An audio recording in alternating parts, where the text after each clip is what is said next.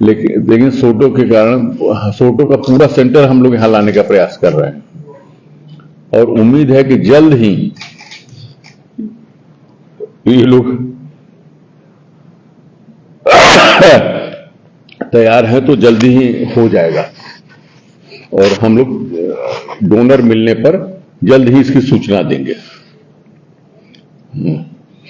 एक बहुत बड़ा लैंडमार्क कदम होगा जो एम्स बठिंडा के इतिहास में जाएगा।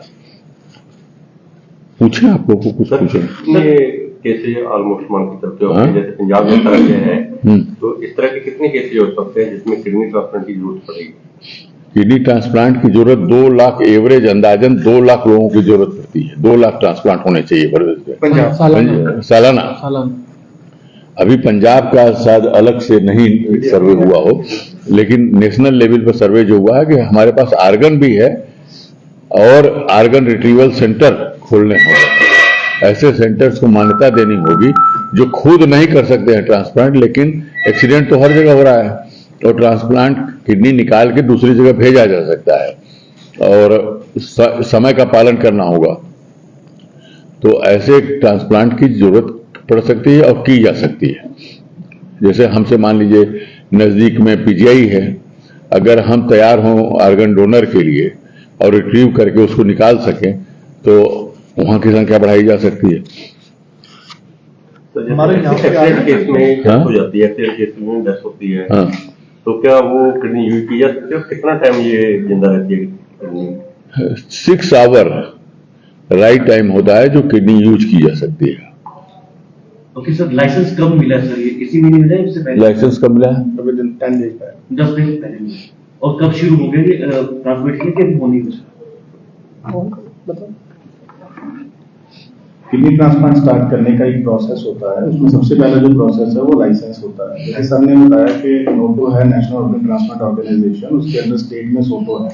तो नोटो ने जो सोटो है उसको ऑथराइज किया है और हमें सोटो की तरफ से लाइसेंस मिल चुका है, जो government of Punjab, because we follow in Punjab state. So अब नेक्स्ट जो है लाइसेंस मिलने के बाद we already had a list of 50 odd candidates जो डायलिसिस पे थे और जिनके पास जो है ब्लड ग्रुप मैच डोनर्स हैं। तब उनका वर्कअप हम लोगों ने शुरू कर दिया है। उनमें से जो भी बेस्ट सूटेबल डोनर्स आएंगे, क्योंकि ये थोड़ा लंबा प्रोसेस है, कई तरह के टेस्ट किए जाते हैं डोनर में, ब्लड ग्रुप को कराना पड़ता है, HLA तो उन सब के बाद जो भी सूटेबल डोनर्स मिलते हैं, जिनके जो रिसिपिएंट होते हैं तो सूटेबल डोनर्स हैं, उनकी एक फर्दर लिस्ट तैयार होगी और उसी में से जो हम स्टार्ट करेंगे ट्रांसप्लांट। ये प्रोसेस विद इन, जो हमारा टारगेट है विद इन नेक्स्ट 1 से 2 महीने में हम पहला ट्रांसप्लांट करने का जो टारगेट रख के चल रहे हैं under the guidance of director sir. इनका हमेशा ही शुरू से ही डायरेक्टर सर का हमें पुश था और एक गाइडेंस थी। जैसे सर ने बताया कि ये पायोनियर है बनारस हिंदू यूनिवर्सिटी में, सर ने शुरू में ट्रांसप्लांट करवाया था वे बैक, जब हम लोग आई थिंक पैदा भी नहीं हुए थे, तब की बात है। तो सर का कांस्टेंट गाइडेंस था और MS सर आदमी, उनका गाइडेंस था, डीन सर हैं, मैम हैं, all the seniors they were all pushing us to start this services. Doctor Saurabh is an nephrologist, I am a urologist and kidney transplant surgeon. तो हमने मिलकर जो हमारी टीम है उसमें जो भी इनिशियल डॉक्यूमेंटेशन है जो हमें चाहिए होता है, क्योंकि इसकी लाइसेंस लेने के लिए भी there are hundreds of documents that we require, तो उसका हमने प्रोसेस पूरा किया। साइड बाय साइड फैसिलिटीज की जैसे सर ने बात की, हमारे पास डायलिसिस फुली फंक्शनल फैसिलिटी है और वो सबसे पहली प्री रिक्विजिट होती है। We have state of the art operation theatres हमारे पास, जहाँ ऑलरेडी हम बेसिक नेफ्रेक्टमी, किडनी में जब डोनर होता है उसकी एक किडनी निकाल के उसको नेफ्रेक्टमी बोलते हैं, जो रिसिपिएंट में फिर हम ट्रांसप्लांट करते हैं। वो ऑलरेडी हम लोग ओपन एज वेल लेप्रोस्कोपी जो लेटेस्ट टेक्निक्स है उससे ऑलरेडी हम लोग कर रहे हैं। फैसिलिटीज हमारे पास पूरी हैं। अब लीगली हमारे पास लाइसेंस है। We have the support of our seniors, our administration, the rounder director sir. तो होपफुली जितना जल्दी हो सके, target is within next few months हम पहले ट्रांसप्लांट कर देंगे। डोनेट करना चाहते हैं तो उसके लिए क्या प्रोसेस होती है? ये जैसे सर बता रहे थे, 2 तरह के किडनी ट्रांसप्लांटेशन होते हैं। एक है लाइव ऑर्गन, जिसमें एक लाइव जो इंसान है, जो ब्लड रिलेटेड इंसान है, जो ह्यूमन ऑर्गन ट्रांसप्लांट एक्ट के अंडर जो स्पेसिफाई हुआ 1994 का, उसकी कई आगे अमेंडमेंट्स हुई, तो उसमें ब्लड रिलेटेड या एक्सटेंडेड ब्लड रिलेटेड पर्सन ही डोनेट कर सकता है। दूसरा होता है डिजीज ऑर्गन। उसमें होता है, जैसे आपने सुना होगा, कोई एक्सीडेंट हो गया, ट्रॉमा हो गया, उसमें ब्रेन डेड हो गया, कोई यंग पेशेंट जिसके ऑर्गन्स बहुत अच्छे हैं, दे आर फंक्शनल, तो उसमें हम लोग फिर जो उनके ऑर्गन्स हैं, जो किडनीज हैं, उनमें एक पेशेंट कम से कम 8 ऑर्गन डोनेट कर सकता है डिफरेंट। तो उसमें से फिर हम, जैसे सर बता रहे थे, 6 घंटे से लेकर 48 घंटे तक का टाइम होता है उन किडनीज को निकाल के और ट्रांसप्लांट करना, उसको डिजीज ऑर्गन ट्रांसप्लांट बोलते हैं। फर्स्ट स्टेप जो अभी हमने अचीव किया है, that is live organ transplant अभी जो है। इसके नेक्स्ट स्टेप जो हम प्लान कर रहे हैं under the guidance of sir, वो होगा ऑर्गन रिट्रीवल सेंटर। कि हमारे अगर यहाँ पे एक्सीडेंट हो गई है, ट्रॉमा में कोई ब्रेन डेड पेशेंट आया, उसकी कंसेंट लेके उसकी पेशेंट को फैमिली को काउंसल करके, we have transplant coordinator specifically जो हमारे पास यहाँ पे हैं, तो उनकी कंसेंट लेके अगर वो मानते हैं, कंसेंट देते हैं, तो उस पेशेंट की जो किडनीज हैं, जिसके ऑर्गन्स हैं, लीवर हो गया, कॉर्निया हो गया, इन ऑर्गन्स को हम लोग रिट्रीव करेंगे। किडनीज जैसे अगर हम ट्रांसप्लांट शुरू करने जा रहे हैं, किडनीज हम यहाँ पे ऑर्गन ट्रांसप्लांट कर सकते हैं। लिवर जो जब तक हमारे नहीं हुआ, तो नोटो की एक रजिस्ट्री है, नेशनल ऑर्गन ट्रांसप्लांट ऑर्गेनाइजेशन के अंडर एक रजिस्ट्री होती है, जिसमें ऑल पेशेंट जिनको क्या क्या ऑर्गन्स की रिक्वायरमेंट है, वो उनके पास एक लिस्ट होती है। उसके अकॉर्डिंगली हम लोग नोटो को इन्फॉर्म करते हैं, तो वो जहां पे भी, जिस हॉस्पिटल में भी उसकी रिक्वायरमेंट है, वो ग्रीन कॉरिडोर बना के वो ऑर्गन्स वहां पे सप्लाई किए जाते हैं। ग्रीन कॉरिडोर बनाने से एक फायदा होता है कि जल्द से जल्द उसको पहुंचाया जा सके। सर अब मेन जो क्वेश्चन है सर, ऑपरेशन में कितना टाइम लगता है और ऑपरेशन होने के बाद सक्सेस रेट कितना है, और सेकेंडली मतलब कितने टाइम तक वो जिंदा रहती है किडनी में? देखिए, आज तक का जो लॉन्गेस्ट फॉलोअप है पीजीआई चंडीगढ़ का, जो मुझे याद है, बाकी सौरभ के अंडर 20 साल से ज्यादा हो गया, अप टू 40 ईयर्स हो गया। 20 साल को हमने देखा, पीजीआई का साउथ का भी है, अंदाजा 40 ईयर्स।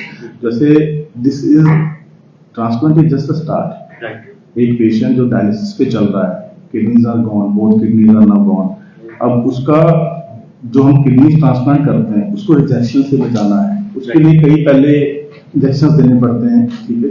इसीलिए blood group matching is preferred. Although आजकल जो है ब्लड ग्रुप अनमैच डोनर का भी ट्रांसप्लांट होता है, जिसमें कई और तरह के इंजेक्शन आते हैं, जिससे हम रिजेक्शन बचाते हैं, क्योंकि कोई भी बाहर से आप ऑर्गन ट्रांसप्लांट करेंगे तो बॉडी रिजेक्ट करती है।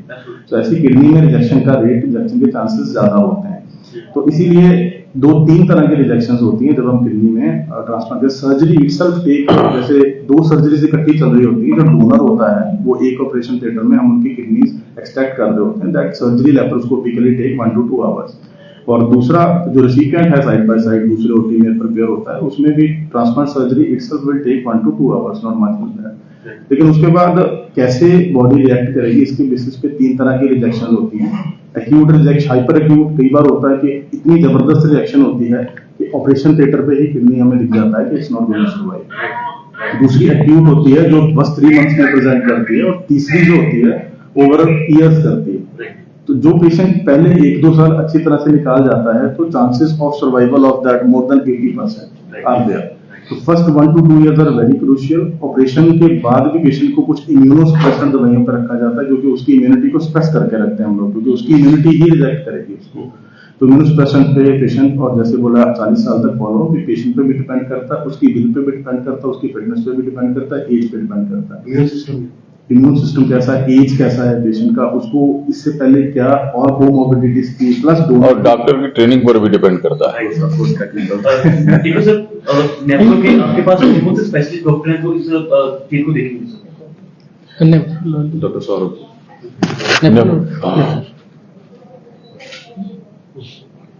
तो मतलब कुछ पेशेंट्स आ भी रहे हैं किडनी ट्रांसप्लांट के?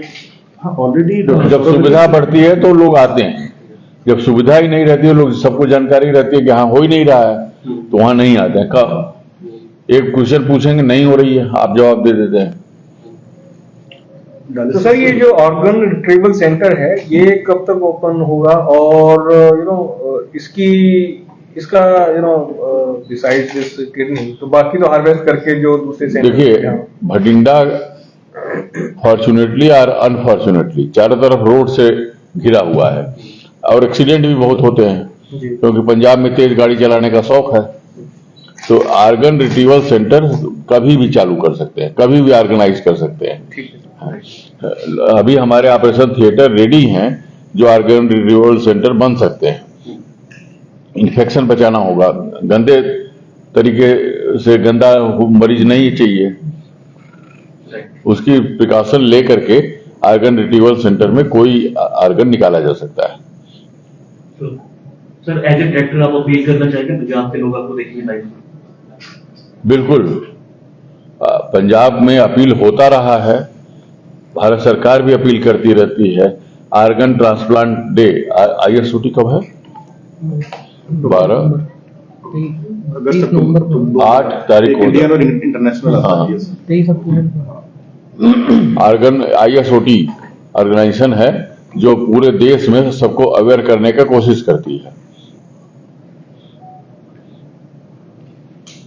ऑर्गन डोनेशन रजिस्ट्रेशन भी कर सकते हैं। जो लोग अपना ऑर्गन डोनेट करना चाहते हैं, वो ऑर्गन डोनेशन के लिए एक विल होती है, वो डिपार्टमेंट ऑफ नेफ्रोलॉजी में चालू है। तो कोई भी बंदा जो ऑर्गन डोनेट करना के इच्छुक है, उसके अगर एक्सीडेंटल केस में डेथ हो जाती है तो उसके परिवारजनों की परमिशन लेके ऑर्गन ट्रांसप्लांट किया जा सकता है। ऐसी विल देने के लिए सुविधा अवेलेबल है और हमारा रजिस्ट्रेशन डायरेक्टली नोटो से लिंक्ड है। तो नोटो से डायरेक्टली ऑर्गन डोनर कार्ड मिल के आता है जो भी रजिस्ट्रेशन कराता है। हाँ, ये कुछ चीज़ें इंपॉर्टेंट है। जैसे हम लोग, एक सामान्य व्यक्ति भी पहले से अपनी एक बिल बना सकता है कि मेरी अगर डेथ होती है तो मेरे ऑर्गन ट्रांसप्लांट के लिए उपयोग में लिए जाएं। तो जैसे ये चीज प्लेज करते हैं ऐसी हाँ, बात उस तरह से प्लेज एक फॉर्म पे यहाँ एम्स के अंदर दी जा सकती है। दूसरा, एक लोगों में अवेयरनेस बढ़े कि भाई ये अगर किसी के रिलेटिव या अगर अनफॉर्चुनेट है कि एक्सीडेंट हुआ है और अगर डेथ हो रही है तो उसको एक वहां पे सबसे पहले जरूरी है कि सेंटर के बारे में लोगों को अवेयर करना कि यहाँ पर ये हो सकता है और फिर वो उसके लिए हमें और इसका मिसयूज नहीं होगा। डॉक्टर साहब, कितने समय में अगर एक्सीडेंट की डेथ होती है, हाँ? कितने समय में किडनी ट्रांसप्लांट हो सकती है? किडनी ट्रांसप्लांट का जो अगर एक्चुअल समय देखिए तो इंस्टीट्यूट के तौर पर हम कभी भी तैयार हैं, लेकिन किडनी ट्रांसप्लांट का अगर टाइम पूछते हैं तो डोनर साइड में कुछ टाइम लगता है क्योंकि आर्गन निकालना, सेफ निकालना और उसको लगाने का अगर ये टाइम पूछ रहे हैं तो ये 5-6 घंटे एवरेज होते हैं।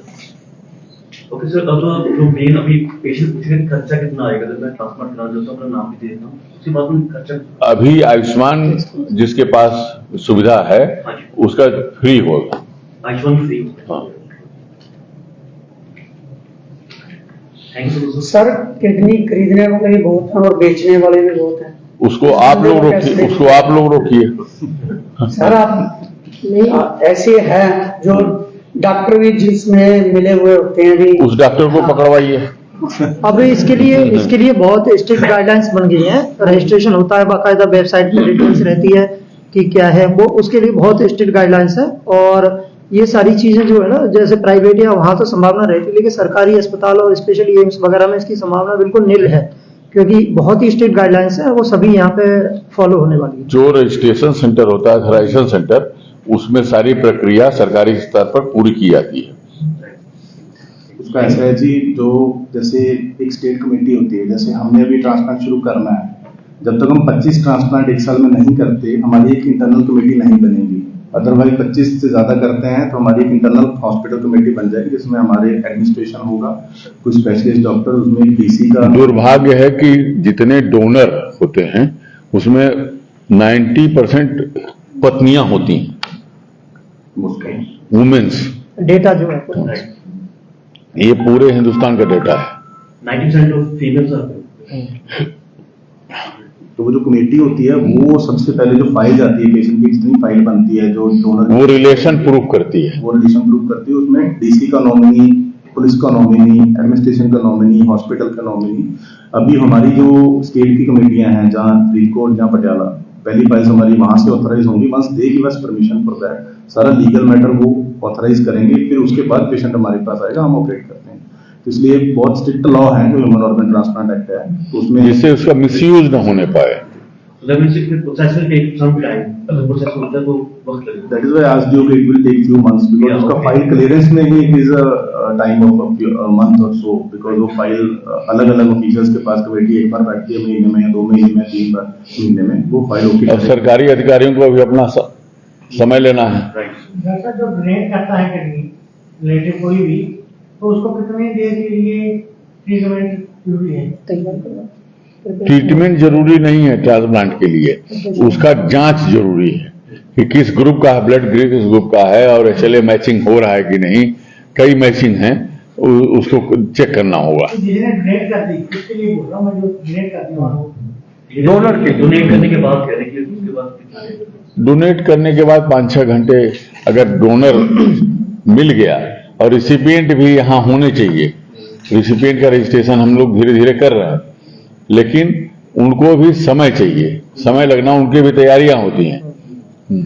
सर, डोनर का जो वर्किंग है उसके ऊपर भी बाद में उसको फर्क पड़ता है, जैसे किडनी निकल गई तो वो कमजोर हो जाता है, जब इस तरह से? नहीं, उस पर फर्क नहीं पड़ता। वो सभी ठीक चले तो अपना नॉर्मल लाइफ व्यतीत कर सकता है। भी काम कर सकता है मतलब? हाँ सर, नॉर्मल लाइफ में लोग बात करते हैं कि इतने परसेंट मेरी किडनी काम करती है, तो ऐसा भी होता है कि जब डोनेट करते हैं तब भी चेक किए कितने परसेंट? बिल्कुल, डोनेशन करते के पहले सारी चीजें चेक की जाती हैं, कितने परसेंट तक आप? क्योंकि ये मरीज तो दे रहा है किडनी, ये काम आएगा कि नहीं हमें। सर, वो कितने परसेंट पे डोनेट कर सकते हैं? उसके स्पेशल स्कैन्स होते हैं। अभी भी हम किसी पेशेंट की जब किडनी किसी की नॉन फंक्शनल हो जाती है, किसी भी कारणवश डेड हो जाती है, तो हम उसका पहले स्कैन करते हैं, DTPA स्कैन बोलते हैं उसको। वो हमें परसेंटेज ऑफ फंक्शन दोनों किडनीज का बताता है कि जो रेसिडुअल किडनी है वो कितना बचेगी, और हम बेटर किडनी हमेशा पेशेंट जो डोनर है उसमें छोड़ेंगे। Better kidney will be left with the patient, और जो उसका दूसरी फंक्शनिंग किडनी है कम से कम 25% के ऊपर वाली किडनी लेनी चाहिए, तभी फिल्ट्रेशन होगा, तभी उसका आगे यूजफुल रहेंगे जिस रिसिपिएंट को हम लोग दे रहे हैं। तो जैसे सर ने बोला है, अगर सिंगल किडनी रहती है तो हर 1000 बच्चे के पीछे एक बच्चा दुनिया में ऐसा पैदा होता है जो सिंगल किडनी के साथ होता है। और लॉन्ग रन जो रिजल्ट्स हैं वो ये हैं कि उसकी भी उतना ही लाइफ स्पैन है जितना कि 2 किडनीज वाले का है, प्रोवाइडेड जैसे डॉक्टर साहब ने बताया कि वो अपनी किडनीज की हेल्थ का ख्याल रखे, कोई पेन किलर्स ना खाए, ब्लड प्रेशर कंट्रोल रखे, डायबिटीज कंट्रोल रखे, अपनी हेल्थ का ख्याल रखे, तो उतनी ही लाइफ जिएगा जितनी उसको जीनी है, 2 किडनीज वाला जिएगा। तो सर, रेनल डिसफंक्शनल का पंजाब में क्या है, क्या सिनेरियो वैसे, जो भी जो आपके पास डेटा हो या अदरवाइज जो नॉन डेटाबेस ऑब्जर्वेशन? तकरीबन 1 लाख पेशेंट किडनी के नए हर साल जुड़ जाते हैं पंजाब में। ऐसे स्पेसिफिक डेटा नहीं है, और जो एवरेज इंडिया का जो एवरेज डेटा है वो 20% प्रीवेलेंस है किडनी पेशेंट्स की। तो पंजाब में ज्यादा बीमारी है किडनी की, क्योंकि डायबिटीज बहुत प्रीवेलेंट है पंजाब में। तो ये मतलब ये लाइफस्टाइल देखिए, किडनी डिजीज लाइफस्टाइल डिजीज है। डेथ रेट भी बहुत हाई है, क्योंकि यहाँ पे हार्ट अटैक भी बहुत ज्यादा होते हैं। मायोकार्डियल इन्फेक्शन का भी हब है पूरे इंडिया में। हाँ, डायबिटीज, किडनी डिजीज और हार्ट फेलियर। कोविड में भी आप लोगों ने देखा होगा कि भारत सरकार ने भी रिपोर्ट किया कि हाँ, पंजाब में कोविड पेशेंट की ज्यादा डेथ है, क्योंकि वो लाइफस्टाइल डिजीज से सफर करते रहते हैं। Okay sir, last question sir, DDPA scan यहाँ पे अवेलेबल है कि नहीं? DDPS स्कैन यहाँ नहीं है, लगने की प्रक्रिया में है। अभी हमारा पास में फरीदकोट और उधर DMC में होता है। हाँ, प्राइवेट में हम लोग नहीं, हमने तो जो हमारा MOU हुआ है फरीदकोट के साथ और DMC के साथ, तो जब तक हमारा इंटरनली स्टार्ट नहीं होगा तो इनिशियली पेशेंट वहां से वर्कअप हो गए, और शॉर्टली हमारे अंदर मशीन आ जाएगी तो फिर सारे वर्कअप हमारे यहीं पे होंगे। Thank you so much.